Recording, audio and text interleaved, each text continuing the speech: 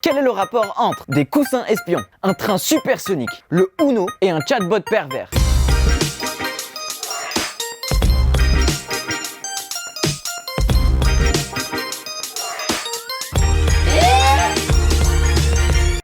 Bonjour et bienvenue dans Shinyusu, la nouvelle émission dédiée à la culture asiatique. Uno! Non! You no! Tu dois expliquer à ta tante pourquoi t'as arrêté tes études pour faire des TikTok. On commence avec cette image. Le très populaire jeu Uno a été détourné en version chinoise, avec des règles mais complètement cheloues. Genre la carte passe ton tour te permet d'esquiver une question gênante dans un repas de famille. Le jeu n'existe pas, il a été créé par une société singapourienne pour répondre à une entreprise texane qui a sorti un mahjong complètement américanisé et dépossédé de ses origines. Le jeu n'a pas du tout plu à la communauté asiatique, qui a accusé la marque américaine d'appropriation culturelle sur Twitter.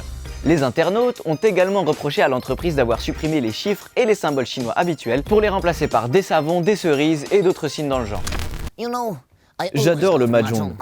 Mais avec tous ces signes bizarres, je ne comprenais rien. Alors j'ai proposé à l'équipe de remplacer tout ça par des choses beaucoup plus simples. Mais c'est la même chose, non? Alors en fait, pas vraiment. Le mahjong est un jeu centenaire d'origine chinoise. Sa première version connue date de 1875.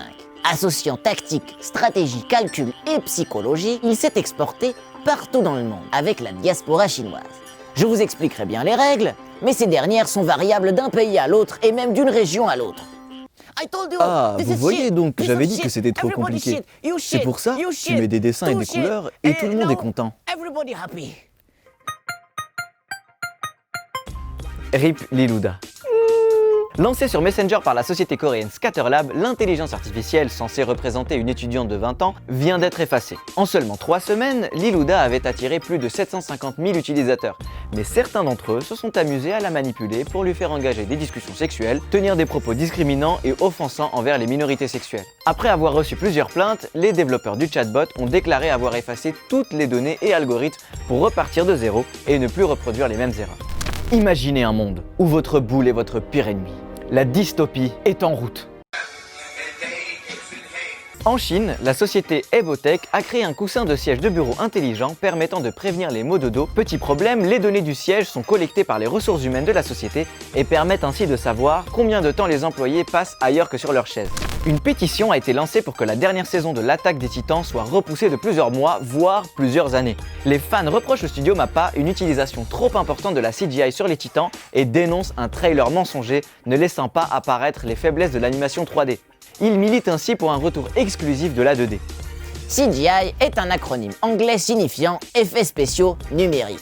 Les studios d'animation ont souvent recours à cette technique pour générer des images plutôt que de les dessiner, car elle coûte moins cher et ne demande pas beaucoup de temps. Problème, si elle est mal faite, cela se voit très vite. Ouais, j'allais dire pareil. Un prototype de train à lévitation magnétique a été testé à Chengdu sur une voie de 165 mètres de long. Il a été développé par les chercheurs de l'université de Jiaotong et peut se déplacer à 620 km/h. Le futur est arrivé! Dans la ville de Fujisawa, non loin de Tokyo, le géant de l'e-commerce japonais Rakuten est actuellement en train de tester des robots livreurs presque autonomes. La machine peut transporter jusqu'à 30 kg de lettres et colis.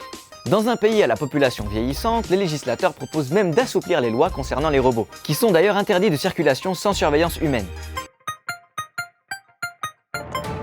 Mais Jean-Michel, qu'est-ce que vous faites? Chut! Je vais devenir une star! Mais enfin Jean-Michel, là vous êtes un panda! Bah oui, déjà parce que j'adore le bambou et aussi parce que c'est à la mode en ce moment. Vous avez pas entendu parler des Produce Panda? Bah si, ils ont sorti leur premier album Asia en octobre dernier. Mais ce n'est pas du tout des pandas en fait! Dans le point pop d'aujourd'hui, on avait envie de vous parler des groupes de pop asiatiques qui sortent de l'ordinaire. Les Produce Pandas, c'est un nouveau groupe chinois composé de 5 membres auto-revendiqués plus size. C'est l'agence DMDF Entertainment qui a auditionné près de 300 personnes avec pour but de monter un groupe d'idoles pour les gens ordinaires.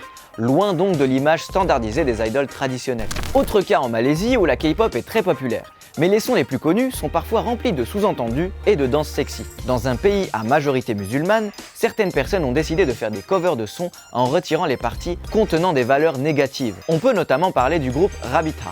Ce groupe sous le label malaisien Tarbiyah Sentap s'occupe de changer les paroles et les traduire dans leur langue natale. Autre exemple, en Corée du Sud, des groupes alternatifs mélangeant filles et garçons se comptent sur les doigts d'une main. S'il existe encore KARD comme groupe mixte récent, les autres groupes sont très axés soit féminins, soit masculins. Le sociologue John Lai attribue ce manque de groupe mixte à cause de l'accentuation des archétypes de genre. Bah, tant que c'est de la pop asiatique, moi j'aime tous les genres. Shin-Yutsu, c'est fini pour aujourd'hui. Non! N'oubliez pas de vous abonner et d'activer la cloche. Avant de se quitter, on vous laisse sur un extrait mystère, reveal la semaine prochaine. Ciao!